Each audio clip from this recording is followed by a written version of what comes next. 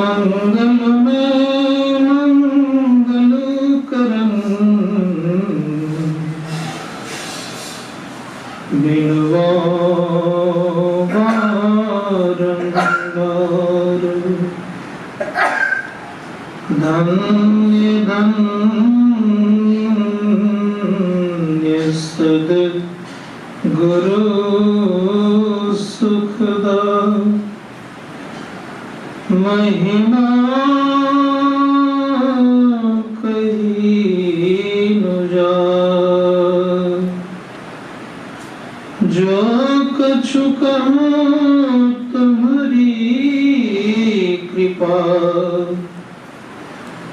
मोते कछु न बोली प्रेम से श्री सद्गुरु महाराज की जय। विश्व ब्रह्मांड के नायक कण कण में ओतप्रोत सर्वक्षण स्मरणीय संत सद्गुरु महर्षि ब्रह्मा जी महाराज पर पाद पद्मों नमन। मंचस्थ पूज्य बाबागण,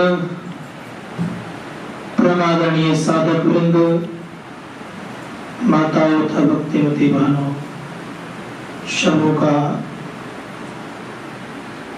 बारंबार अभिनंदन और हार्दिक वंदन।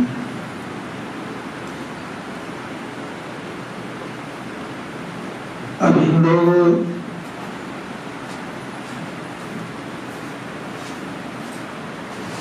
संत मत के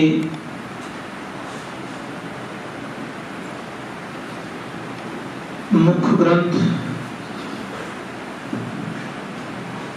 सत्संग योग से पाठ सुन रहे थे। उस पाठ के क्रम में हम आप लोगों ने ये जाना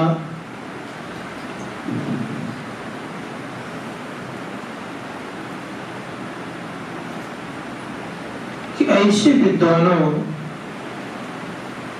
को उत्पन्न करें, परमात्मा से प्रार्थना कर रहे हैं कि ऐसे विद्वानों को उत्पन्न करें जिससे कि ब्रह्म ज्ञान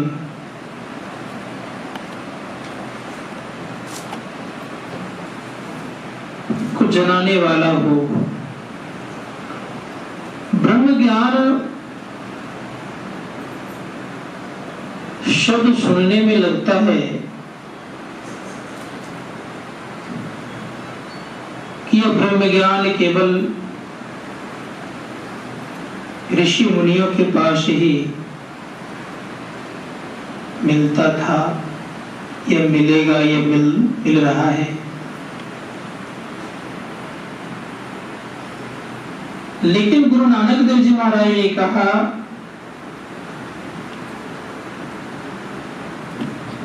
सभी वर्ण वाले लोगों को, चहुवर्णा को एक उपदेश, चारों वर्णों के लोगों को उपदेश इस ब्रह्म ज्ञान के प्रयोधा के रूप में संत महात्मा लोगों ने दी है।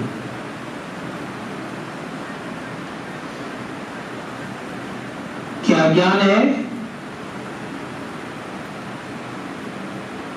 संत लोग कहते हैं कि ज्ञान यह है कि सबसे पहले हम आप जाने के संत कौन।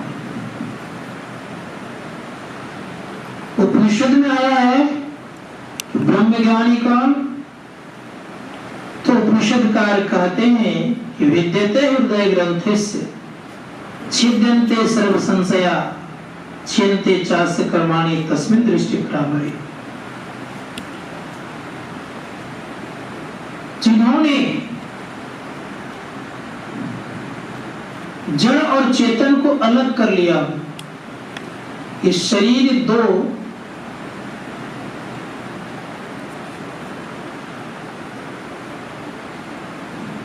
चीजों के समावेश से बना है, अर्थात एक जड़ है और दूसरे में चेतन है। जो जड़ और चेतन को अलग कर लेते हैं, जड़ कौन कौन है? स्थूल, सूक्ष्म कारण और महाकारण ये जड़ कहलाते हैं। इसके बाद चेतन है। तो जो जड़ और चेतन को अलग कर लेते हैं तो कहा वो ब्रह्म ज्ञानी होते हैं। उनके कर्म सारे समाप्त हो जाते हैं। वो हम आपके तरह कर्म करते, उनको कर्म लगता नहीं है। खाते पीते उठते बैठते जागते सोते सब क्रियाकलाप हम आपके तरह करते हैं, फिर उनको कर्म फल की प्राप्ति संभव नहीं है, क्योंकि वो कर्म मंडल से ऊपर उठ गए हैं। उनके जीवन में संशय नहीं होता और उनकी दृष्टि परे से परे होती है। इसी कारण से उन्हें हम संत भी कहते हैं। इसी कारण से उन्हें हम परमहंस योगी भी कहते। इसी कारण से हम उनको संत और भगवंत में कोई अंतर नहीं समझते। इसलिए गोस्वामी तुलसी महाराज कहते हैं कि संत और भगवंत में कोई अंतर नहीं होता। संत भगवंत अंतर निरंतर नहीं, किमपि मति बल का दास तुलसी। संत और भगवंत को अंतर नहीं होता। लेकिन हैं कैसे हुए? दिखाओ सबसे बड़े होते। परम संत तुलसी साहब ने भी कहा, संत पंथ का मर्म न जाना। जो संत और पंथ का मर्म को नहीं जाना तो संसार में और क्या जाना। लेकिन संत पलटूदास जी महाराज कहते हैं कि संतों का पंथ साधारण तो नहीं है, लेकिन संत सबसे बड़े हैं। उन्होंने कहा सबसे बड़े हैं संत। दूजा नाम है जी, तीजा 10 अवतार तिने परमान है जी। ब्रह्मा विष्णु महेश सकल अवतार है जी। हारे पलटू सबके ऊपर संत मुकुट सरदार है जी। सबसे बड़े होते संत। भगवान श्री राम ने भी अपने को नहीं रख पाए तो उन्होंने भी कह दिए, सातम सम मोहि मैं जग देखा, मोते अधिक संत कर देखा। मुझसे भी अधिक संत को जानो। इसलिए हम आपको ये ध्यान देना होगा कि संत सबसे बड़े होते हैं। संत ने क्या बताया है? उनके मर्म को कोई जान नहीं सकते। संत दाऊद दयाल जी महाराज ने बड़ा सुंदर शब्द कहा है। उन्होंने कहा, दादू जाने ना कोई असंतन की गति कोई। क्या उनकी गति है जो नहीं जान रहे लोग? तो कहा, सुन्नी सुन्न सुन्न के पारा, अगुन सगुन नहीं दोई, दादू जाने नहीं कोई। शून्य शून्य से तात्पर्य हर एक लोगों के अंदर में 3 प्रकार के शून्य हैं। प्रथम प्रकार के शून्य का नाम है अंधकार, दूसरे प्रकार का शून्य है प्रकाश और तीसरे प्रकार का शून्य क्या है? शब्द। इन 3 शून्यों के जब हम परे जाएंगे तो आप द्वैत भाव में नहीं रहेंगे, आप अगुण और सगुण से परे हो जाएंगे। संत महात्मा गलकतर अगुण सगुण से परे कौन है? का वो परम पिता परमात्मा है। इसलिए कहा, अंड न पिंड ब्रह्मांड न खंडा, सुरत सिंधु समोई। वो अंड नहीं है, न पिंड है, न ब्रह्मांड है, न खंड ये होने योग्य है। संत लोग कहते हैं वह किसी सिंधु के अंतर्गत में आने वाला नहीं है, वो सिंधु से भी न्यारा है, परे। शास्त्रकार कहते हैं उनका खंड नहीं होता। हम आप जानते हैं वैज्ञानिक दृष्टिकोण से। एक वैज्ञानिक ने कहा, रदरफोर्ड ने कहा कि परमाणु का खंड नहीं हो सकता। तो दूसरे जब आ गए, डाल्टन ने परमाणु का सूत्र जब दिया तो रदरफोर्ड आ गए। रदरफोर्ड ने कहा कि भाई इलेक्ट्रॉन और प्रोटॉन न्यूट्रॉन पर भी परमाणु को तोड़ा जाता है और तोड़कर दिखा दिया।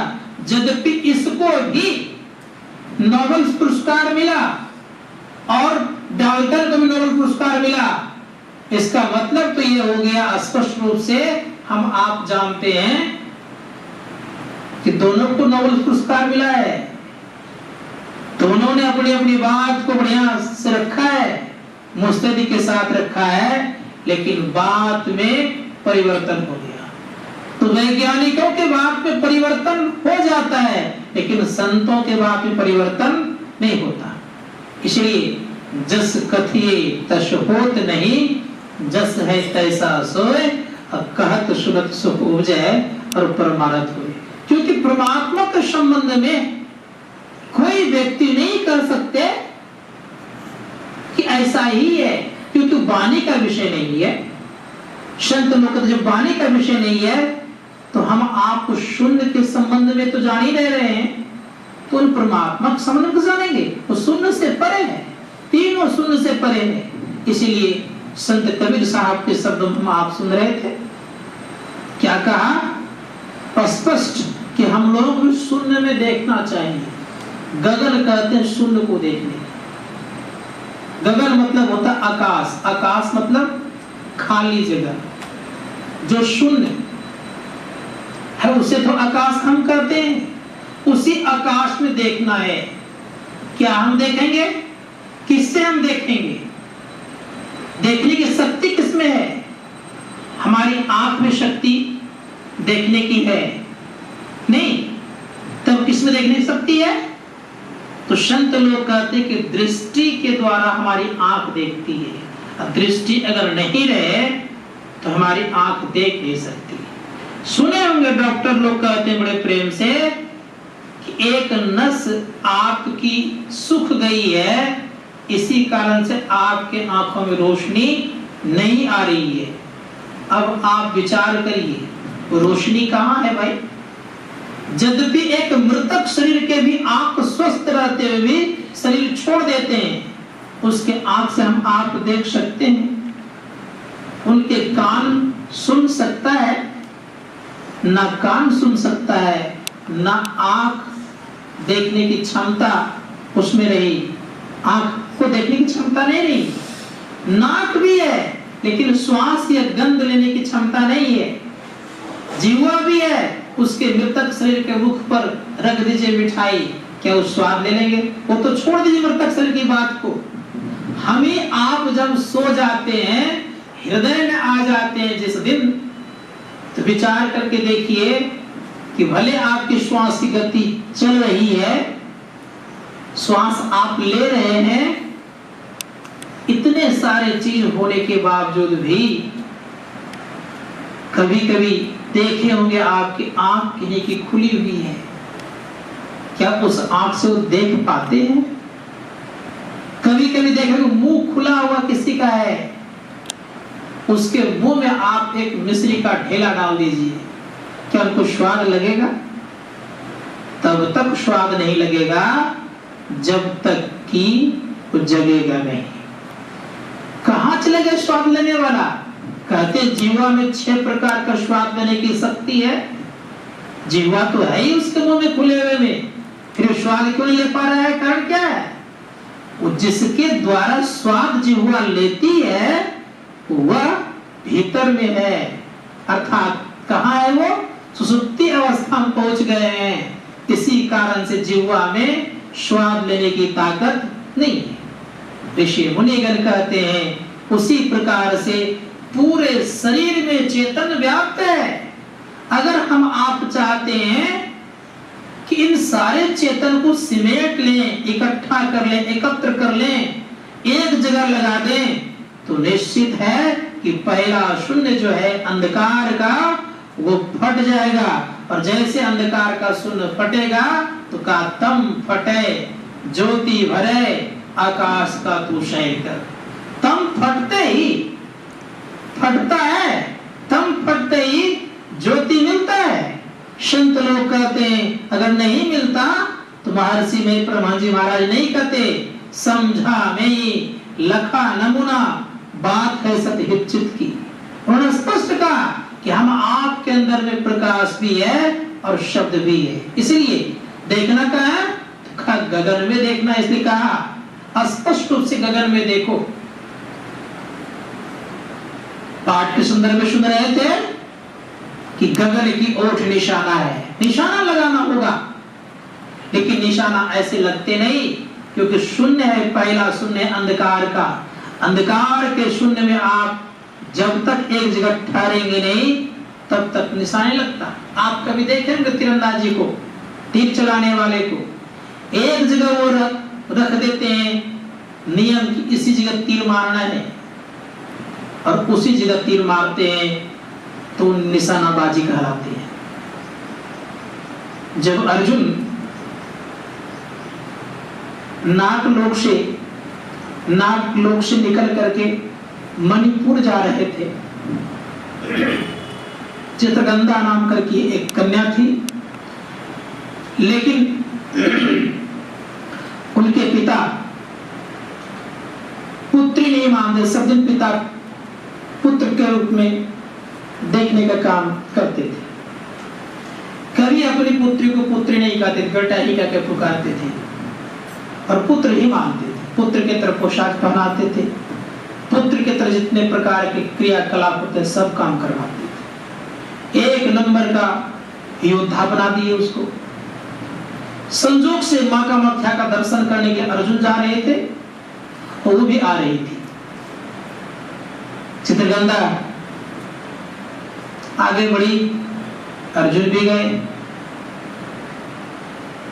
तो दोनों में चलने कर में टकरा गए। जब टकरा गए तो स्त्री हो गई, कहा कि कहाँ जा रहे हो तुम?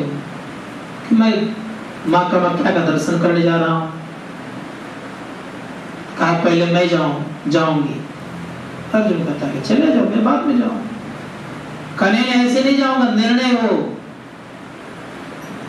अधिकार में चाहिए, मांग करके लेने वाला मैं नहीं हूं। कहा भाई कौन बड़ी बात है, पहले आप ही चले जाओ, उसमें क्या लगा है। दोनों बात बढ़ गई, कहा कि निशाना लगा। तो चित्रगंधा कहती है कि सोच लो। निशाना लगाया, अर्जुन था। अर्जुन ने उसके निशाना को भी चीरते हुए अपना निशाना वहां लगा दिया। हार गई, तलवार उठा ली। अब तलवार जब उठाई, तलवार पर जब हार गई, तब अंत में तब से वो उनके पिता उस दिन से पुत्री कहना प्रारंभ कर दिए। उसके पहले पुत्री नहीं कहते थे। तो मैं इस बात को इसलिए कहा कि अर्जुन ने उसके तीर को भी, जहां पर उन्होंने तीर लगाई, उस तीर का भी भेदन करके अपना तीर वहां स्थापित कर दिए। ठीक उसी प्रकार से हम लोगों को भी निशाना लगाना पड़ेगा। कहां? एक ही जगह। वो जगह कैसा है? कोई बड़ा जगह नहीं है और उससे बड़ा भी कोई है भी नहीं। आइंदा कोई अमीन पैदा नहीं लिया है कि उस अंधकार कोई नाप करके दिखा दे कितना एकड़ में है, कितना हेक्टेयर में है। कोई बता सकता है? कोई नहीं बता सकता है। इतना बड़ा वो अंधकार है, लेकिन उसी अंधकार में आपको एक जगह देखना है। और कब से वो अंधकार है इसका ही पता नहीं लगा सकते कब से अंधकार है। तो संत लोग कहते जब से संसार बना है, जब से आप इस संसार में आए हैं, तब से वो अंधकार है आपके पास। क्या से है? तो आप ही जरा विचार करके देखिए, एक घर में लोग भोजन बनाते हैं तो कालिक का पर्दा पड़ते पड़ते पड़ते पड़ते बहुत मोटा हो जाता है। और जो बरसों से हम लोग के अंदर में कालिक के पर्दे पड़े हुए हैं तो कितना मोटा होगा? बरसों से नहीं, जन्म जन्मांतर से है। अब जन्म जन्मांतर से है। एक बर्तन को ले लीजिए, कोयले पर बर्तन चढ़ाते हैं, भोजन बनाते हैं, साफ नहीं कीजिए, देखिए क्या हालत हो जाती है। आप कुछ दिन के बाद साफ नहीं कर पाएंगे, इतना बैठ जाता है। तो जन्म जन्मांतर से जो अंधकार का पर्दा पड़ा हुआ है और वो मोटा होता है, पहले पतला होगा। नया नया बर्तन होगा तो पतला अवश्य होगा, इसमें कोई संदेह नहीं है, नई काली पड़ी होगी। लेकिन जब उस पर दर पदर परदर बैठते गई स्थिति कालिक का, तो मोटा होते गया। ठीक उसी प्रकार से हम आपका कर्मों का लेप चढ़ते चढ़ते चढ़ते इतना मोटा हो गया, क्या मोटा हो गया? अंधकार इतना मोटा हो गया, उसको भेदने में बड़ा समय लगता है। मन भी इतना संसारामुख हो गया है कि उसको हटाना बड़ा मुश्किल होता है। मन लगता नहीं, और उस मन का स्वभाव हो गया है कि हम नीचे बार बार गिरे। इसी मन को समझाने के लिए ऋषि मुनिगण कहते हैं कि भाई सुनो, एक जगह देखोगे तो निश्चित है एक दिन तुम्हारा काम बनेगा। तो एक जगह कहां देखना है? तो ऋषि मुनिगण कहते हैं ये भेद गुप्त है, ये भेद पाना किसी ग्रंथ से है असंभव, लेकिन समझने के लिए कहां कहा गया? का समझ लो संत से, कि संतों से हम समझ करके इस भेद को जान करके एक ही जगह देखें। और जब एक जगह देखते देखते देखते कहेंगे हम लोग तो बहुत दिन से देख रहे हैं, कुछ हो तो नहीं रहा है। और इस बात को सदैव याद रखें, एक जगह हम आप जिस दिन देख लीजिएगा उस दिन आपको अपने अंदर का भेद मालूम हो जाएगा। देखने चलते हैं एक जगह, कहां से कहां दिख जाता है, कहां से कहां मन भटकते रहता है।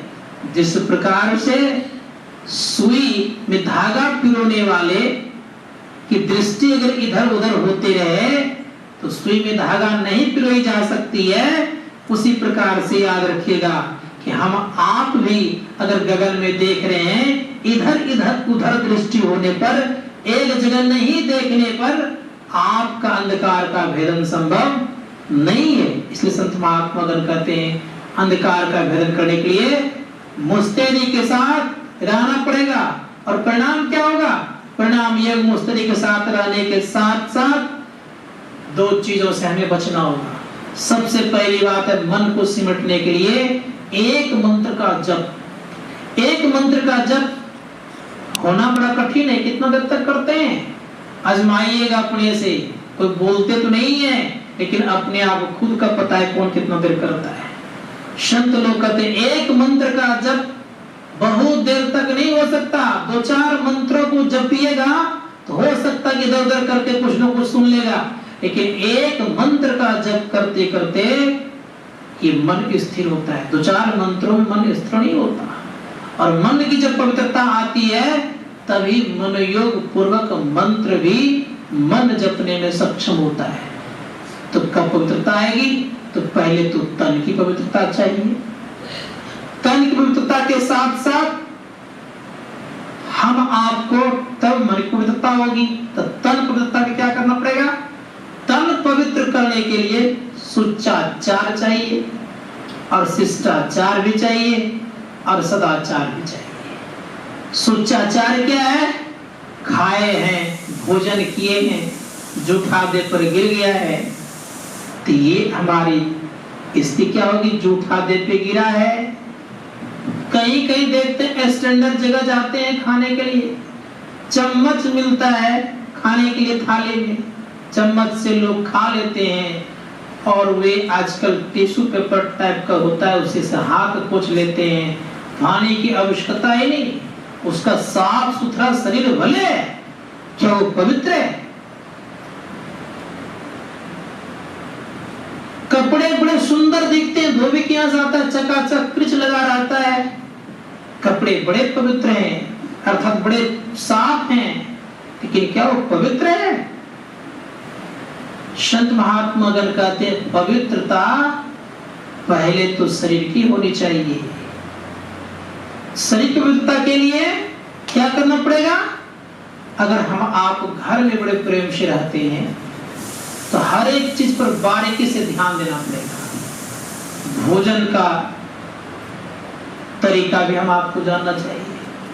हम लोग बातचीत करते करते भोजन करते हैं, बातचीत करते करते जो भोजन करते हैं, तो अब आप विचार करिए, कभी कभी घर गृहस्थियों में क्या होता है, तो टीवी को देख देख के लोग भोजन करते हैं, समाचार भी देख रहे हैं, भोजन कर रहे हैं, क्योंकि आजकल लोगों के पास उतना समय नहीं है।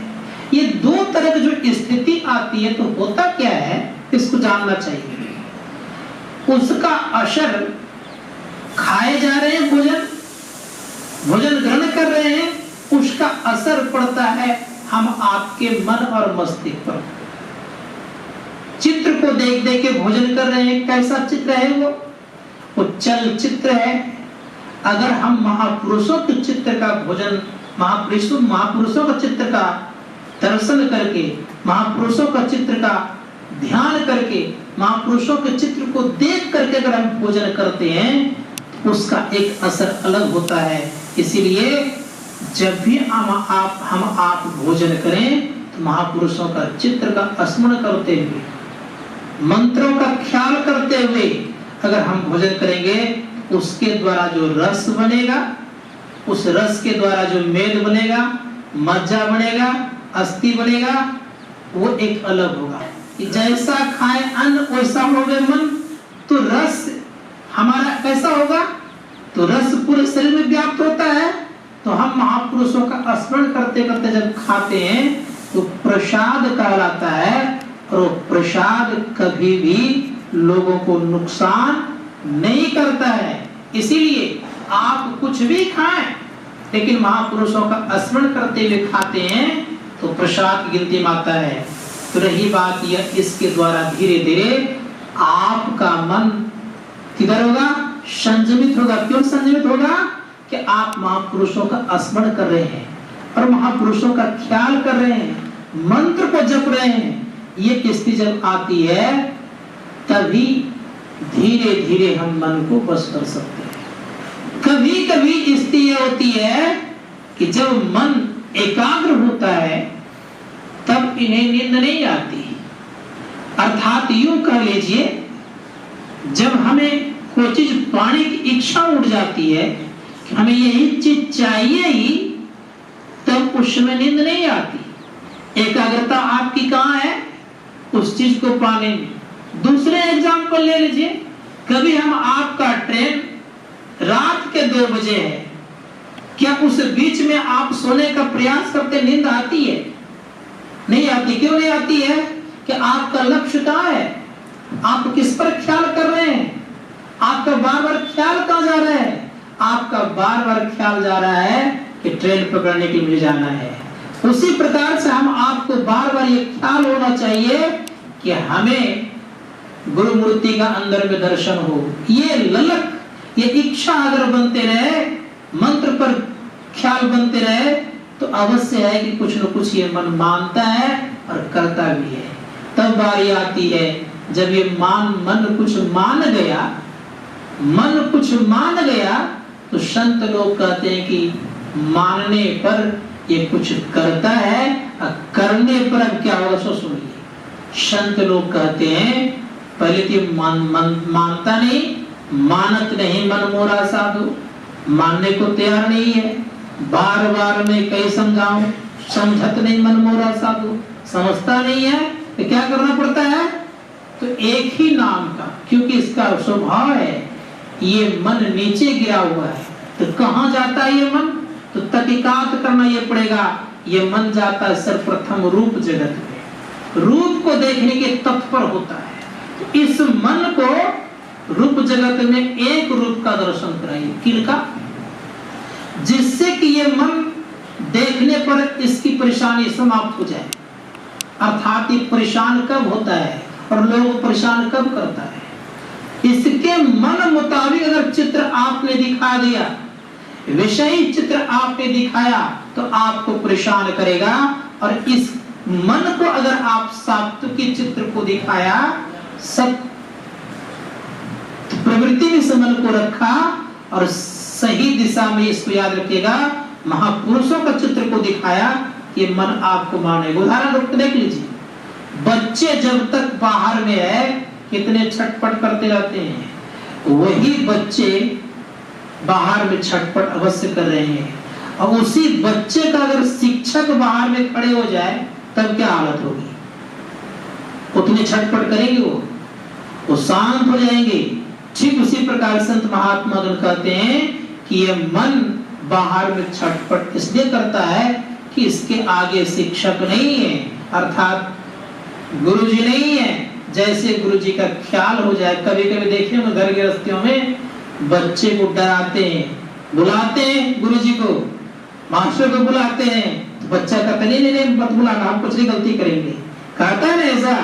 ठीक उसी प्रकार से इस मन को अगर गुरु मूर्ति का दर्शन करा देते हैं तो ये मन पवित्र हो जाता है, और जब पवित्र होता है तो चित्त भी पवित्र होता है। इसलिए कहा मंत्र जाप करने से मन की शुद्धि, और गुरु मूर्ति का ध्यान करने से चित्त की शुद्धि, और दृष्टि योग अति अभ्यास करने से दृष्टि जब अज्ञान चक्र पर ठहरने लग जाए तो दृष्टि की शुद्धि, और दृष्टि की शुद्धि होने से ही धीरे धीरे हम आपके अंदर में एक न एक दिन उस दृष्टि की आदत है। क्या आदत है कि दृष्टि टिकेगी, शब्द मिलेगा, ये आदत है उसकी। जब तक नहीं टिकी है तब तक शब्द नहीं मिलता। इसलिए संत लोग कहते हैं दृष्टि टिकने पर शब्द मिलता है, और शब्द को जब पकड़ते हैं तब एक न एक दिन उस शब्द को पकड़ने पर आत्मा की शुद्धि होने पे परमात्मा की प्राप्ति। मैं कहना ये चाह रहा था कि हम लोगों को थोड़ा सा बचना चाहिए किन किन चीजों से। ये ख्याल रखिए कि हम लोग आए महत्वपूर्ण कार्य करने के लिए, तो महत्वपूर्ण त्याग भी चाहिए। तो त्याग बिना कुछ मिलता नहीं। अगर हम लोग त्याग ना करें तो स्वस्थ नहीं रहेंगे, रोज त्यागते नहीं। इसलिए त्याग के साथ साथ आलस्य का त्याग, जो हमारे बाबा कह रहे थे, आलस्य का त्याग हो, प्रमाद का त्याग हो। ये बैठे मुस्तैदी के साथ हमारे आपके अंदर, सबके अंदर में आलस्य है, क्योंकि आलस ये निद्रा की यमराज की वाहन है, तो उसी का क्षेत्र है। तो जहाँ वाहन है वहाँ भाई भी तो जाएगा, एक नहीं जाएगा। काहे कि भैया दूज में भाई अवश्य पहुँचता है नहीं, कुछ न कुछ सामान लेकर के। ठीक उसी प्रकार से जहाँ बहन है तो भाई पहुँचता ही है। तो नहीं पहुँचे इसलिए बहन को ही आने हम ना दे, तो भाई भी जल्दी आपके पास नहीं आएंगे। तो आलस से बचिए, खूब मन लगा करके ध्यान कीजिए। बोलिए प्रेम से शेष गुरु महाराज की जय।